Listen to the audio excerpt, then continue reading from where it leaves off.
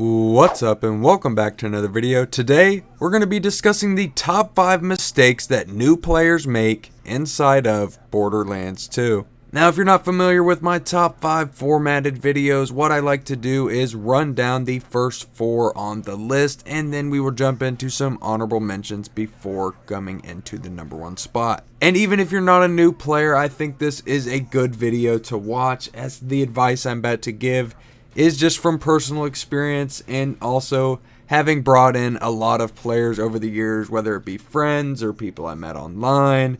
I've showed this game to a lot of different people and I've seen a lot of different mistakes. And because of these mistakes, those players didn't really make it as far into Borderlands 2 as I would have hoped. So my goal today is to avoid any of you guys making those same mistakes that most new players do in this game. Without further ado, I don't want to waste anybody's time. Let's go ahead and jump into our number 5 spot. Coming in at our number 5 spot, this one is super simple and straight to the point. It is becoming attached to your gear. Before I even get straight into it, you cannot build an attachment to your gear when you are building up a character in this game. Every piece of gear you get from level 1 all the way up to OP 9 will eventually be completely useless. And you have a couple niche items like the Logan's gun, or using a low level rocketeer to regenerate rocket ammo, or low-level bada booms to rocket jump. There are reasons for using low-level items, but for the most part, when it comes to gear inside the game, it will end up being out-leveled within the first 5 to 7 levels. And this one's pretty simple. Some people would rather hold on to their level 8 Infinity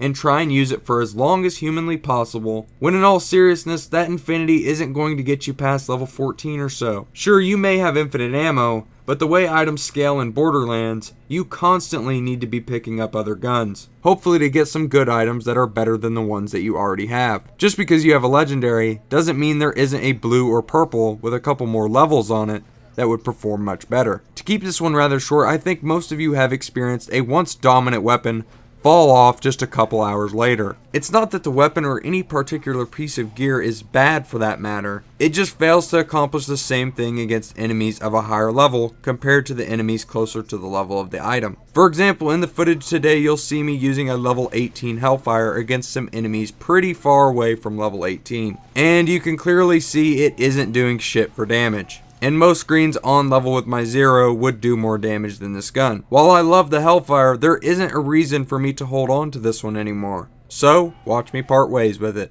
And if you're doing this, just know it's okay to let go of your weapons. You'll always get another one.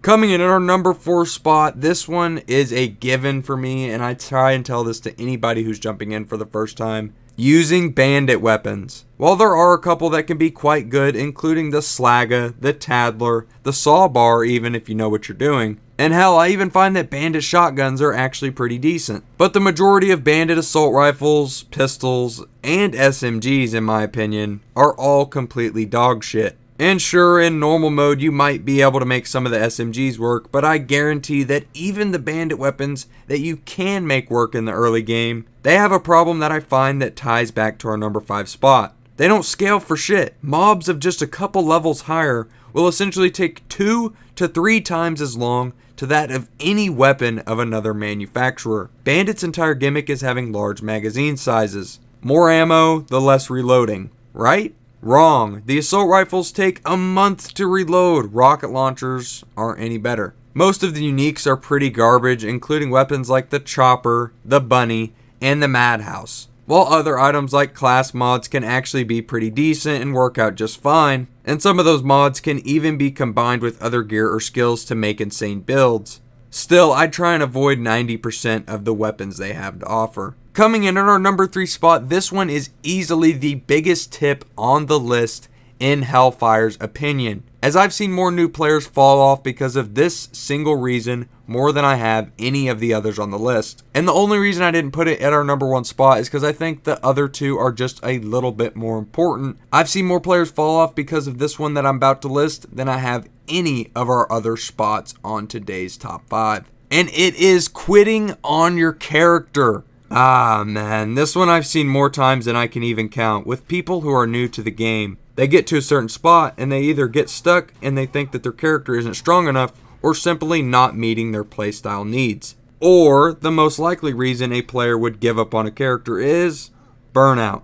Whether it's getting tired of the game, the character, or just wanting to play another game, I've seen so many of my friends who were new to the game end up quitting before they finish their first or even second playthrough. They're done with it. They haven't learned enough or been pushed enough in the right direction, and they're over it. When they finally choose to come back to the game, whether it's weeks or months later, they either try to continue that character and have now been detached from it for so long that they don't even know what the hell they're doing. And maybe some of them do get through it, and that's fine, but in my experience, most of them don't. Instead, calling an audible by starting a new character. And rinse repeat, the same cycle happens again. While some can return to characters after an extended time, like the players who've been playing forever like myself, or if you're in that small percentage that can despite being a new player, I just think that it was too important not to mention, as in terms of new players, this is one of the most common mistakes that I see.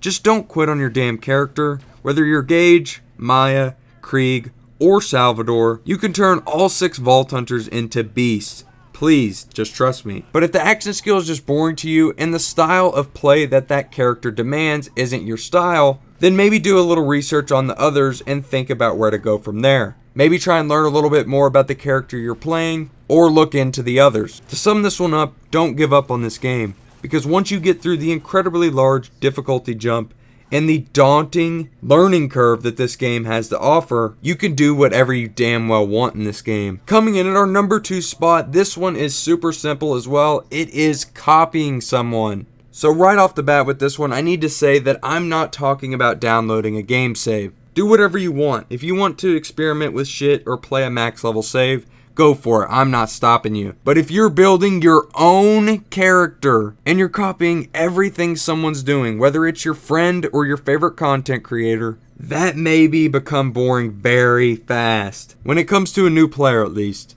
As I think if you've played for years, you probably do want to experience some other builds, and what better way to do that than going online and checking out what other players have accomplished. But when it comes to a brand new player, yes, I think you should be watching videos to help improve and learn more about the game, but don't model your entire character after someone else's. Do your own thing, see how it works. Hell, when I first got the game, I didn't have the internet, so I couldn't go look up shit.